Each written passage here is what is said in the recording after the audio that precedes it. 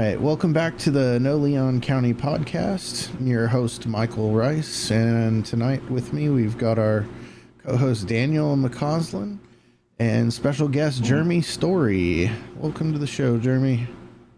Thank you for having me. I appreciate it. Yeah, we appreciate you taking time to be here with us. Definitely. Yeah, sorry I'm a little overdressed tonight. We just got out of a candidate forum here, and it's a fancy club, and so I'm dressed up in a suit. Sorry I'm overdressed for the broadcast, but no.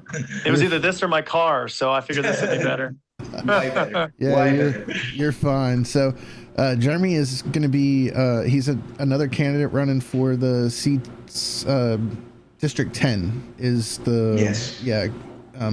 And so on this one, this is not going to be an endorsement interview just like the previous ones. We're going to be talking with candidates about issues that directly affect our rural community, farmland preservation, water, power, fire, safety, and pollution. And we'll just leave the audience decision up to them, whenever after they get to view it. So... All Great. right. So, can you tell us a little bit about yourself, Jeremy? Like in a minute, Sure. What should rural landowners know about you that probably won't appear on like a campaign ad?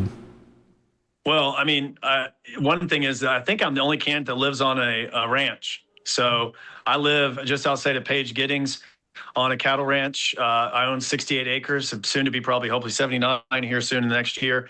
We have a farm to table restaurant on there that buys local beef, and we sell everything from filet mignon down to Angus hamburgers. We do everything farm fresh. That's one of the things I do. I also have a nonprofit as well, but that I built all across the country over about 30 years.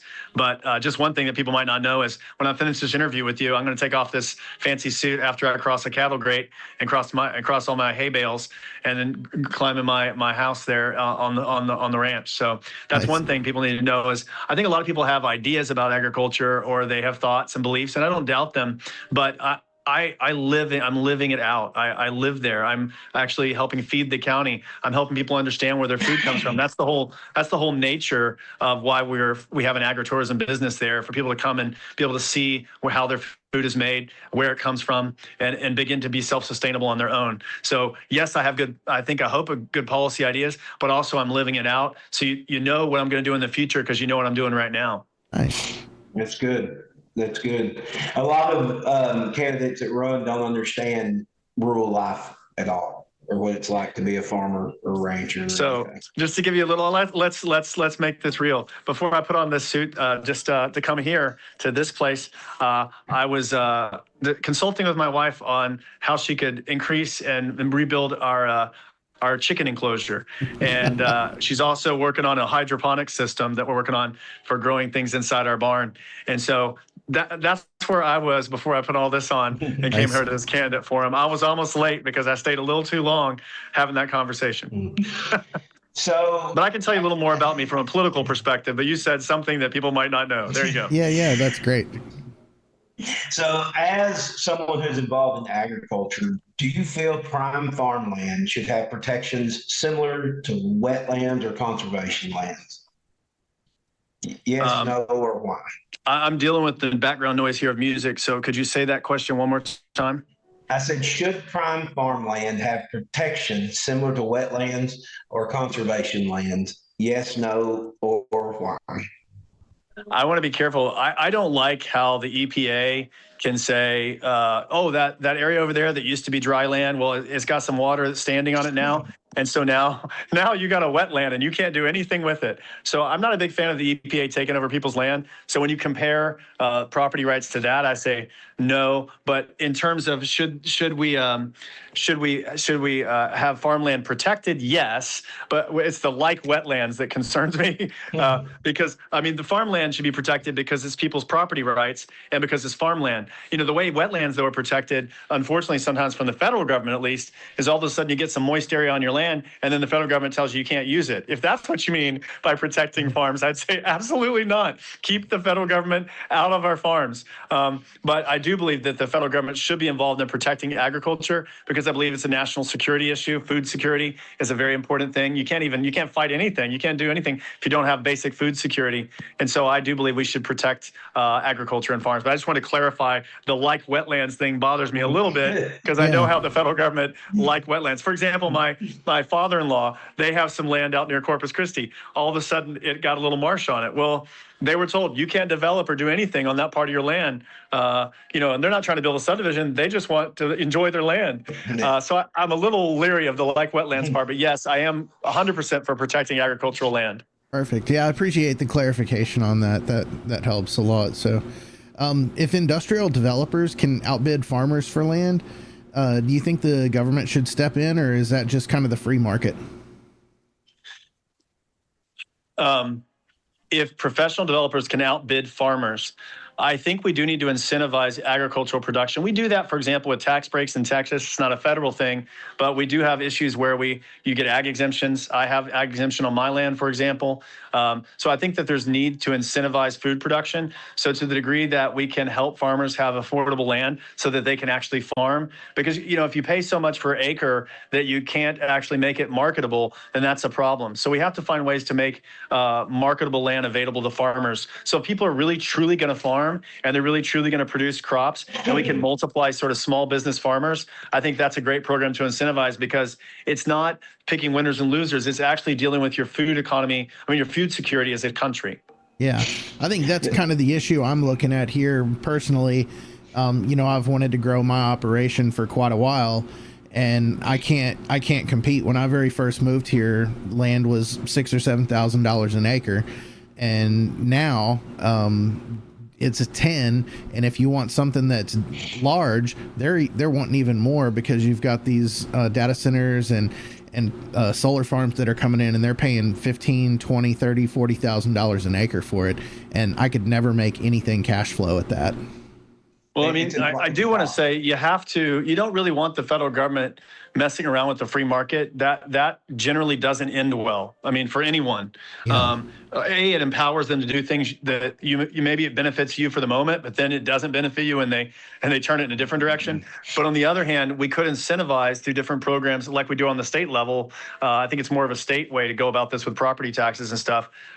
So that if farmers are having to pay for land, that we somehow make it through tax incentives, through breaks for them, through subsidies, whatever we can to help them be able to take the American-made products to market and be able to compete against maybe foreign entities that are, say, for example, South American beef right now. I think it's a shame that Texas doesn't have our cattle at the level that we're now having to import from South America. We need to invest in the ability to have beef here, and I believe we can produce beef that's just as good here as all the stuff we're importing from South America. Oh yeah, way for better. sure. Way better beef than what we're getting from South America. Yeah, I think a lot of the problem. Exactly. I think a lot of the problem is some of the developers, not all of them, obviously, but some of the new green development that's going on and some of the data center development, they're getting federal tax incentives and so they're able to use that money against us, right?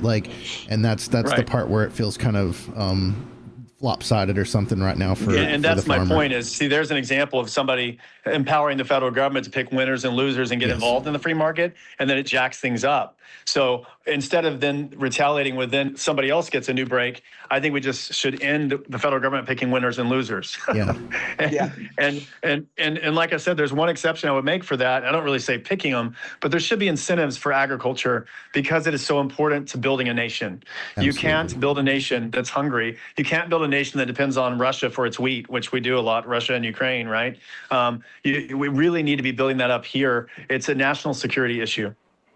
So would you say that you would support limits on converting prime agriculture land into industrial use? And yes. What would those limits look like? Yeah, I think that it would be very good to be able to support those limits, or just incentivize it to where the free market encourages more people to go back into farming instead of going into cities. I think that's I like positive incentives rather than penalties.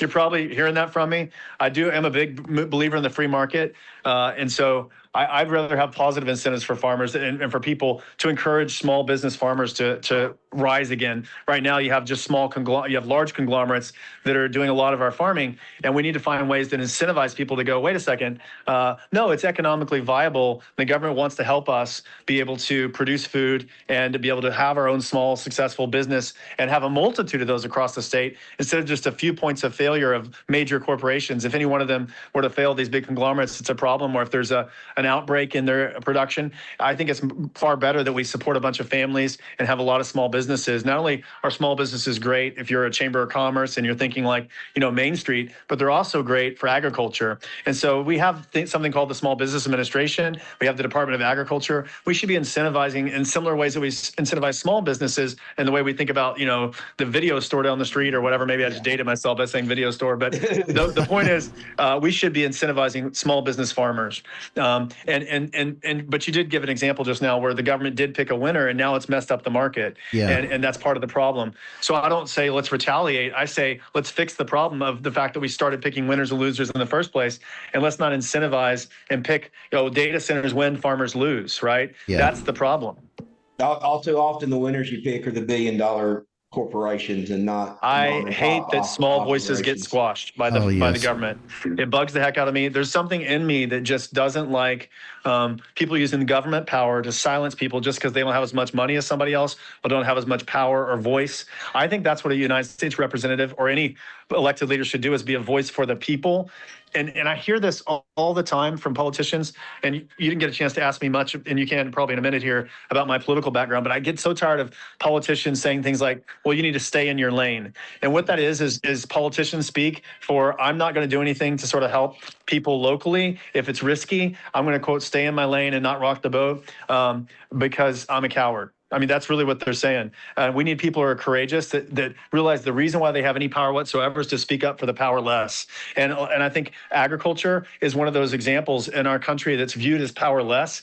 But what people don't realize is that if you remove all that, they'll find out how fast they can't live without the base of agriculture. Well, we don't even have to think back that far. I mean, remember COVID happened and all of a sudden everybody got super scared because food supply was coming from 2 or 3 different places and trucks weren't moving, food wasn't getting done, animals were getting slaughtered for no good reason.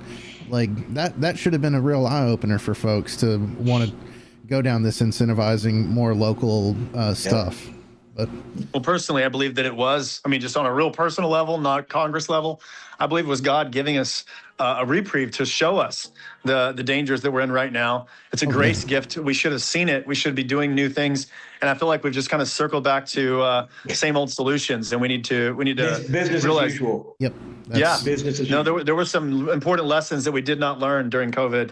But one of them you just mentioned. Yep. Well, what about water? So, we've got water is finite. So who should have priority to that? Agriculture or industrial facilities? Well, I think that you have to have water being priority for agriculture. I don't think agriculture uses it anywhere near the extent that industrial facilities can have the potential to use it. So, I think you guys are on the same aquifer as my land as well. You on the Carrizo-Wilcox? Carrizo-Wilcox, yeah. And so, it's a finite resource. It does get replenished by the rain. I understand that. But you can use up that resource. And a lot of times the companies that use it up, these entities, they don't have any local skin in the game. And so they just sort of take off and then leave everybody else to deal with the repercussions. Yep. Yeah, that's a problem. Yeah. And that's a free market principle too. Like, I'm not stepping away from that. I don't think it has to be evil free market. Like, one of the things that's good about a good free market is people face repercussions for their decisions economically. But if you remove the repercussions economically for a business by the government saying, hey, we got your back, or you allow them to have some sweetheart contract, then that's not the true free market, right? And so one of the things the federal government can do is promote price transparency and agreement transparency. If some county or somebody or anyone makes a deal with one of these data centers that says, hey, you're going to get cheaper rates of electricity or cheaper rates of water or whatever you're going to do, but more likely it's electricity. But that needs to be known by everybody in the county that that deal's been made. There needs to be accountability for that, but that can only be held accountable if there's transparency. Because what often happens is these data centers or even any industrial use gets these sweetheart deals because they have these bulk buys. But then what happens is those utilities often pass on the quote savings they gave to the business onto the residential customers by increasing their rates, and nobody knows why their rates went up. Well, I think we can do transparency laws that allow average citizens to know what's going on in these backroom deals. We just got a deal from our power company saying our rates are going up already. So, and our rural grids, I'm glad you brought up the electricity stuff because that brings up a really important question. Do you believe these industrial projects should be required to bring their own power generation instead of pulling off these rural grids that are already strained and not as good as the ones in other places? I think that would be a phenomenal idea if they have to come, and if counties say they want them, and all the people think it's whatever. That it has to be fully transparent and everybody's involved. We are a free country in that way, but they do need to have skin in the game. And there's a lot of ways they could have skin in the game. One of them is that they do their own power generation. Yeah, exactly. Because you do have a strained grid with ERCOT, and anyway, it's something. There's many ways that they can have skin in the game, but that's just one example. Yes. Yeah. Well, if they're making the money off of it, again, we get back to the same problem. If you create unfair sort of advantages, and then they don't have any sort of skin in the game, and then they can just leave, it just ruins it causes a lot of problems, is basically. So there needs to be accountability, there needs to be transparency, there needs to be that they're generating their own infrastructure. Things like that would be very useful reforms from a federal level. Yeah. And even more importantly, from a state level. For sure. These big facilities, I don't think a lot of folks realize when you get outside of the city, fire is handled by volunteers, and we've got a full volunteer in the entire county. Most of our departments, they're fantastic. They respond quick. They can handle the kind of emergencies that we have out here. But these facilities, they bring a risk that we've never seen before. We're not prepared for. We're understaffed to handle. We're under equipped to handle. We're under trained to handle. In these facilities, should these guys bring their own stuff, or how should that kind of stuff be handled? Well, again, this presupposes that the county has gone through a transparent process, and the farmers and everybody's in agreement that you're sort of saying if a data center comes. So let's just put the if on that. Yeah. But let's say if a data center did, should they invest, again, have skin in the game in terms of investing in fire infrastructure? Absolutely. Same way they should invest in electrical infrastructure because they're putting a strain on it. They should be a great way for them to have skin in the game and investing in local communities to fund a lot of these volunteer fire departments and some of the upgrades they need, and also helping them maybe even get training and other things. I was talking to a volunteer firefighter. Where was I? I think it was Walker County that I was at. I think it was Walker. I think it was a VFW hall in Walker. I'm trying to remember. And he was talking about how they're always the last to be thought of, that the military is thought of, police are thought of, but volunteer fire departments are almost never thought of. And he was using equipment that was like 20 years old. Yeah. And yet he's running it oftentimes into literally burning situations. So that being said, if you were to have a data center, it would be a great thing to have them required to sow into the fire infrastructure as well, either through some form of tax or some form of just regulation that requires them to do that, to even be considered for a permit or something like that. Yeah. Now, some of these things, many of the things we're talking about that you're asking about are more states applicable issues than federal issues.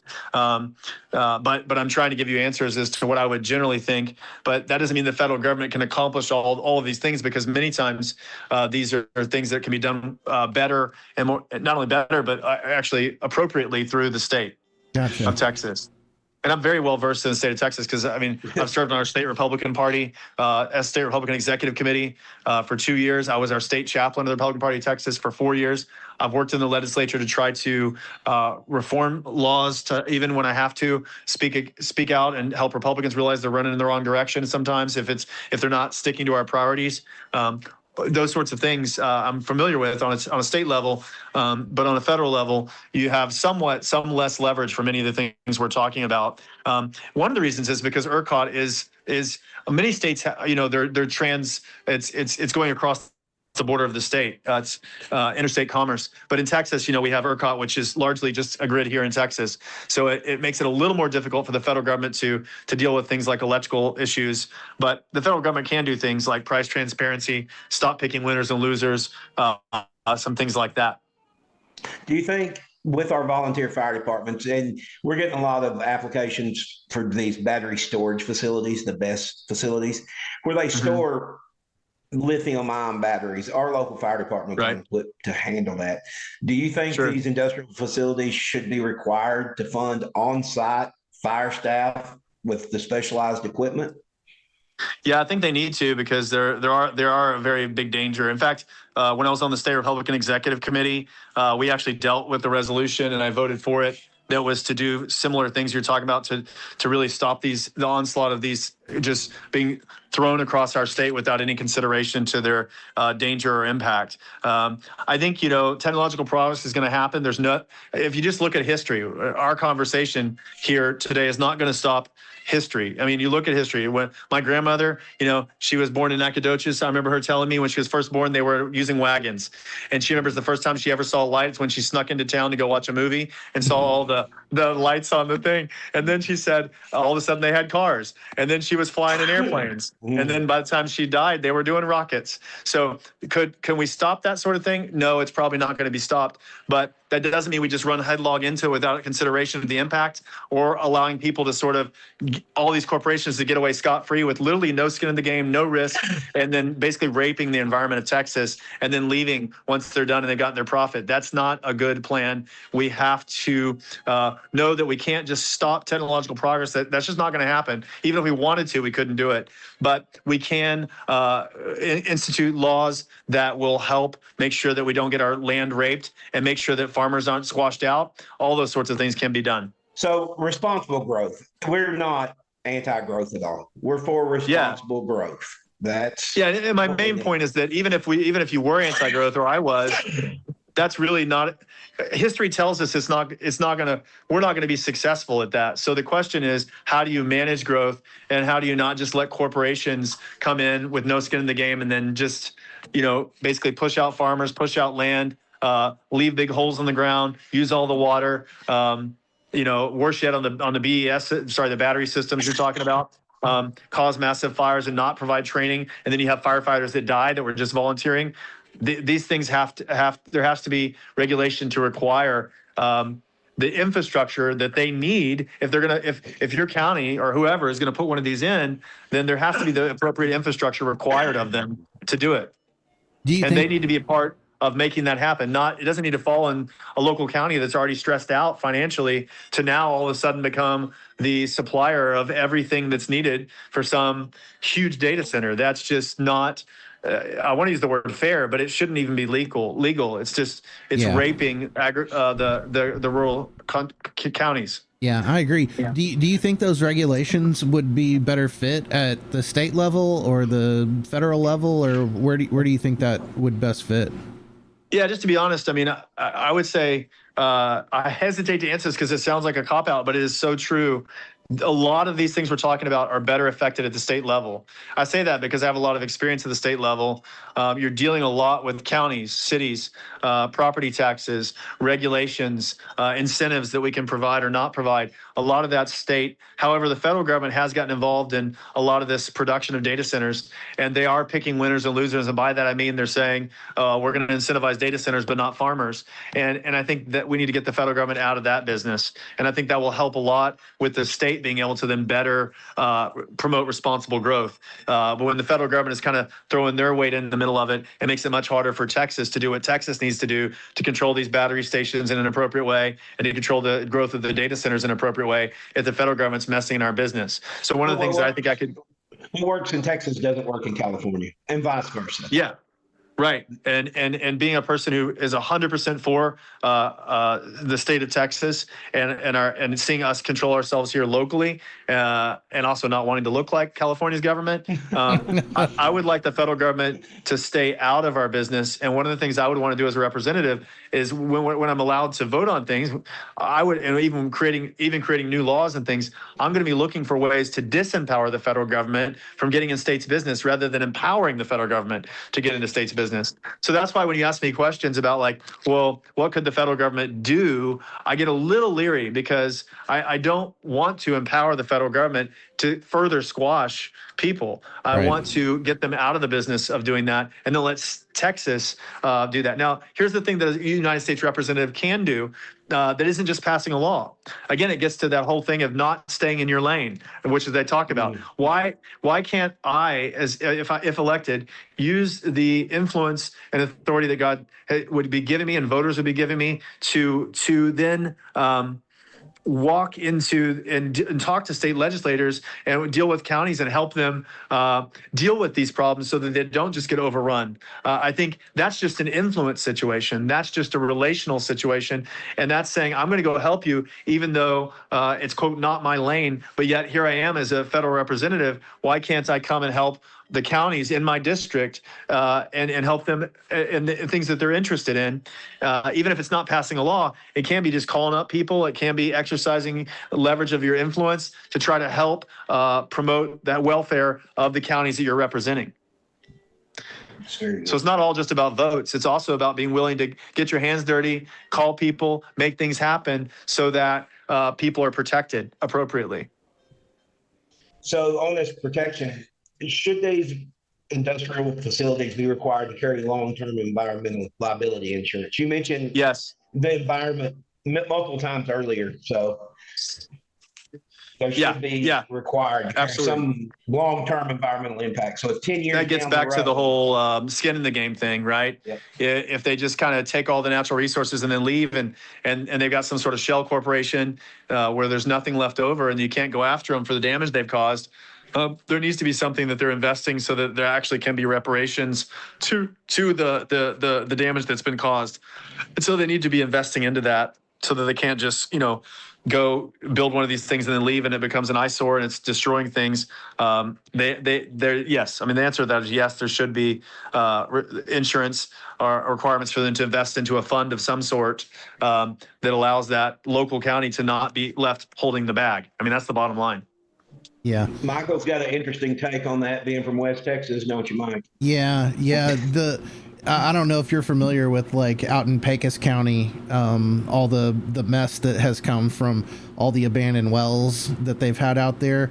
They converted the wells to water wells and then the water went sour. And so now they've got like I think it's close to 100-acre salt lake that is, and it's just flowing out of control. The Railroad Commission is not interested in getting involved because it's not an oil well anymore.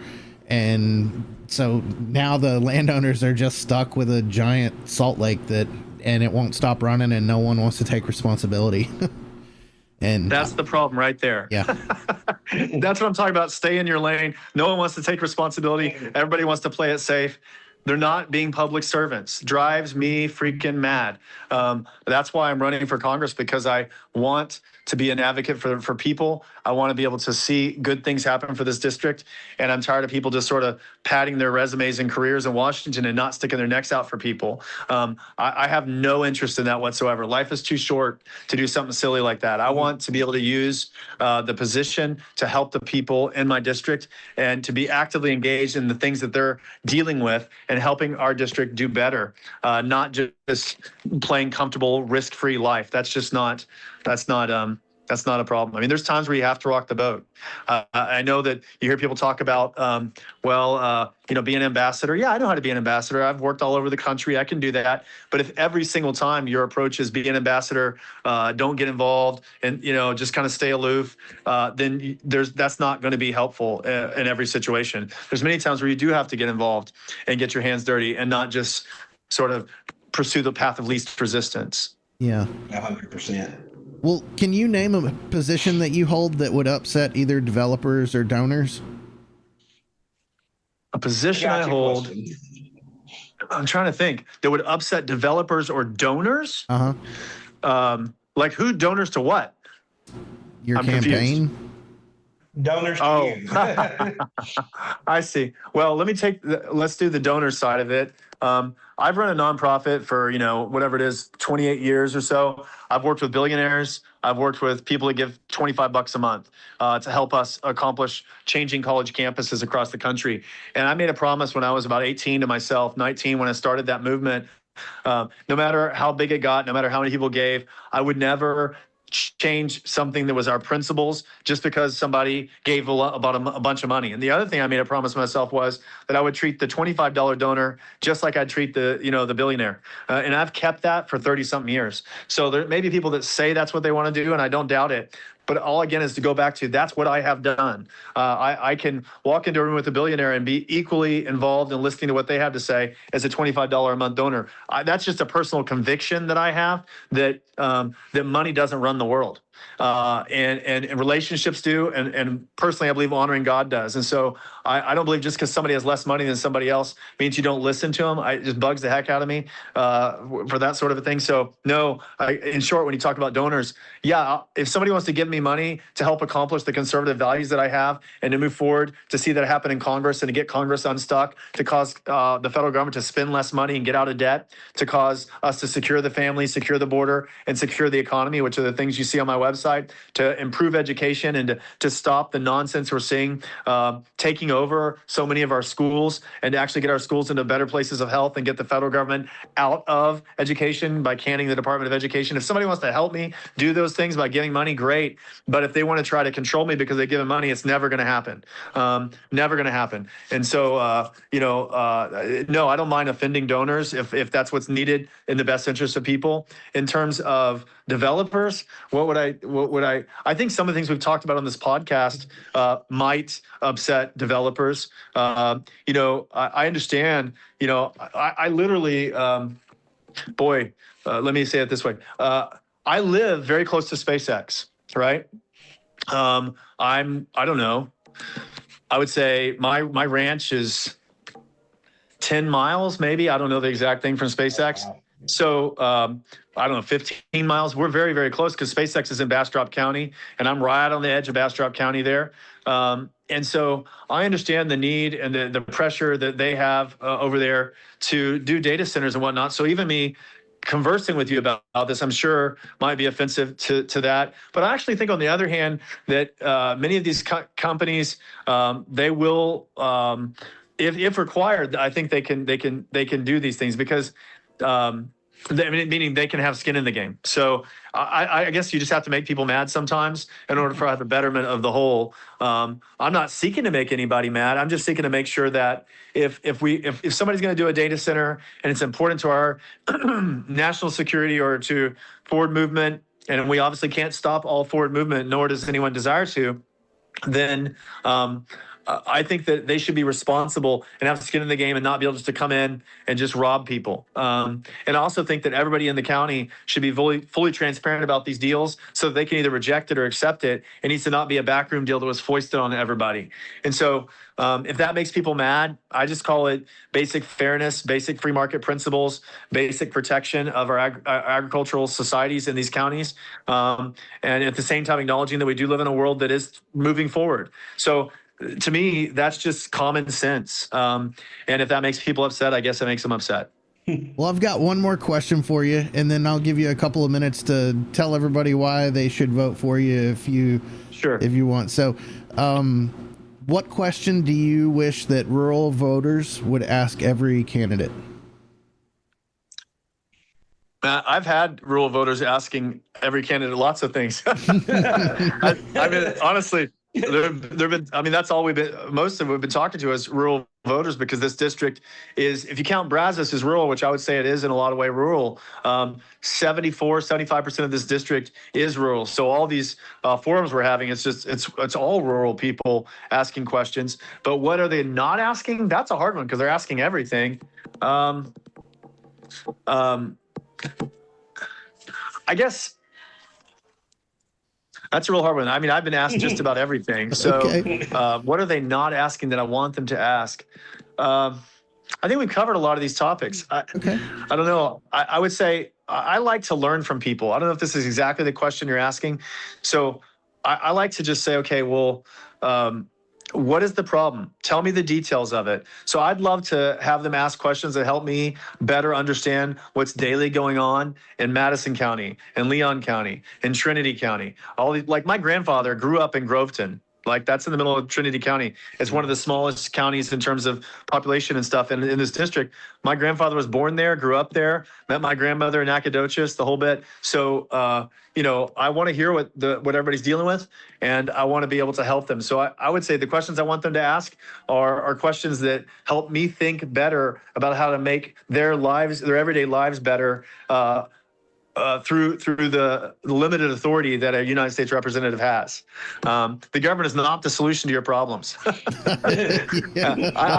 don't know if you've noticed that here, but I've been really trying to walk a fine line of my passion for protecting agriculture and my also passion for not increasing the size of the federal government or the power of the federal government. Our founding fathers and mothers would be rolling over in their graves if they saw our federal government. They never envisioned what we deal with in DC. Yeah. And part of the reason I would go there is to try to bring some sanity, person by person, bureaucrat by bureaucrat, representative by representative to that. And the last thing I want to do is give more power to the federal government. If the government says, we're here to help, that is not a good place. That's not there. true. That is definitely not true. Ron. What I want to hear, is what are within the appropriate range of the federal government, what can we do? Or what can we stop doing? What can we get out of that's causing problems in your life? Yeah. I want to hear that because I think a lot of times Washington doesn't hear it. And I'd like to hear those types of, I would call them statements more than questions, so that I can then take that back to DC and say, this isn't working, and this is the reason why, and we need to, and then I would not only just say it, I'd co-author a resolution or a bill to fix it.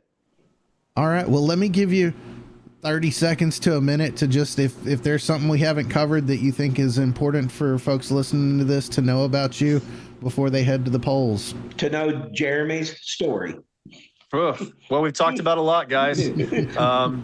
So for me, here's the bottom line. A lot of people are well-intentioned. I don't in any way disparage anyone else in this race at all. A lot of great people. And in any race, let's just talk on a bigger picture of the federal government or the state. I believe this, I believe that, I will do this. Listen, I think the distinction between me is for 30 years, I have done. Not I will do, not I believe, I have done. We talk about agriculture. I live on a ranch. I run a farm-to-table restaurant. I'm in the middle of it. Tonight, I will go home to that. Right? I'm on the same aquifer you are. I don't know. I'm living it. It's not just a theory that I think is good. Like I live that. We're dealing with water pipes to feed the orchard behind my house. My wife accidentally drove them around. We had a well that went out over Christmas, and Moss Propane from Giddings had to come out at 2 a.m. in the morning just a few days ago to fix our pipes. So the point is, I'm dealing with that. Agriculture, I'm saying I've been there, I've done that. In the political realm, I am known across the state by many as being a person who doesn't just say things but gets them done, even at great personal risk to myself.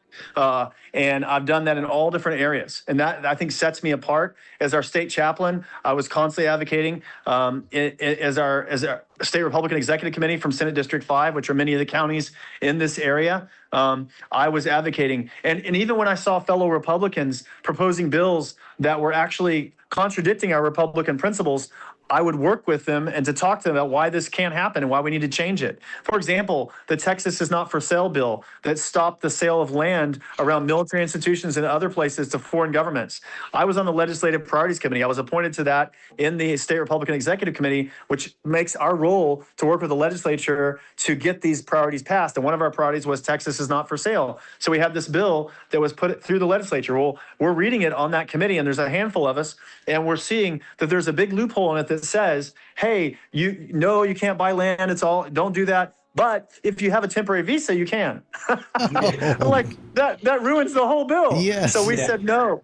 And we were having well-known Republicans saying from the legislature pressuring us to not say anything. Well, we didn't. We on the legislative priorities, myself included, spoke out. We spoke to the appropriate people. We said this has to be removed, and that provision was removed from the final bill. And as a result, we have a strong bill, strongest in the country, that our land isn't for sale to foreign countries. And you're looking at one of the people that helped that happen. And I wasn't a legislature. I was pressuring even our own Republicans to make sure that they made that change in the bill. And as a result, I and several other people on the SREC won the Legislative Priorities Award, one of only a few in the SREC for doing that. I have the pen actually on right here just to show people that I'm not making it up. So when I say I've done that, I don't just believe that, I've faced it. And when people come against me and have pressure and say you shouldn't do that, or if you do that, I'm going to take you out politically, I say bring it on, because I'm not looking for a fight. But if you want to bring one over something that's principled, I'm going to choose principle every single time over politics. I've done that over and over and over again. I'm passionate about education, for example. It's not what we're talking about today. That I'm passionate about it because I'm care about the future of our population and about the least of these, which are kids that really don't have a voice. And I don't like how oftentimes education has morphed into a brainwashing scenario for these kids, or how parents are silenced at school boards or whatever. And so in my life, for example, I went and spoke to a school board because a principal came to me in the area I was living a while back and said, hey, the superintendent got me pregnant, and now he threatened me to kill his own kid because I won't go get an abortion. And I'm hiding out in a hotel. Will you speak up for me? And I said, absolutely. And essentially, I did go speak up for her lawfully at a school board meeting. And that superintendent leveraged a local Democrat sheriff, in the school district did as a whole, and his police department out of the school district, to get that Democrat sheriff's deputies to come to my house and arrest me in front of my kids and put me in jail. Only time I've ever been in jail in my life. Wow. And Horrible. And they were intending to keep me there all weekend just to penalize me. Well, guess what? I said, no way. They were trying to get me to compromise and say plea deal. I said, no, we're not pleading. We're going all the way to the Supreme Court if you want to push this. And what happened was they ended up dropping the charges because I wouldn't back down. And then I sued them, and I'm in the middle of that lawsuit now. I'm about 2 months away from winning it, raised $200,000 to fight them. Why? Because I wasn't going to take a settlement. The settlements always say, if you take this amount of dollars, but you have to be quiet. I said, I'm not going to be quiet. The only way I settle is if you keep letting me speak so that parents know what you did wrong. Otherwise, we got to establish a legal precedent so that the parents have a voice. Yeah. Why do I share that story? It doesn't have anything to do with agriculture, but it tells you that I have paid the price for my beliefs, and I will continue to do so. You know, I've done it in the past when I wasn't elected to anything per se, but I will continue to do the same in the future, not because I like pain, but because I'm willing to take risks for other people. So when I say I believe something or I'm standing up for something, I think that's a differentiator, is I've done it again and again and again. When I say I can bring change to a stuck environment like Washington, D.C., the nonprofit work that I've done has gone from campus to campus with a staff team across the country in previous years, bringing together leaders on college campuses. I love the story. I'm going to cut you off there. You've gone about 5 minutes into that 2 minutes. Sorry about that. No worries, man. Anyway, I've done that too. I've brought together people in tough places. Yeah, we definitely see your passion, man. I really appreciate your time this evening. Thanks for joining the podcast. And thank you. Yeah, well, thank you for coming with us. Yeah, coming on with us. Will you be in Jewett Thursday for the Meet the Candidate? Yes, sir. Okay. Well, we'll see you Thursday. And people can go, if they're interested, to votejeremystory.com, votejeremystory.com, then get more information. Awesome. All right. We'll share the link with you to the podcast as soon as we get it up. We appreciate you being with us tonight. Thank you guys for doing that. And I appreciate your patience with me tonight here in the place here. Thank you. All right. Bye-bye. Thank you, Jeremy. We'll see you later.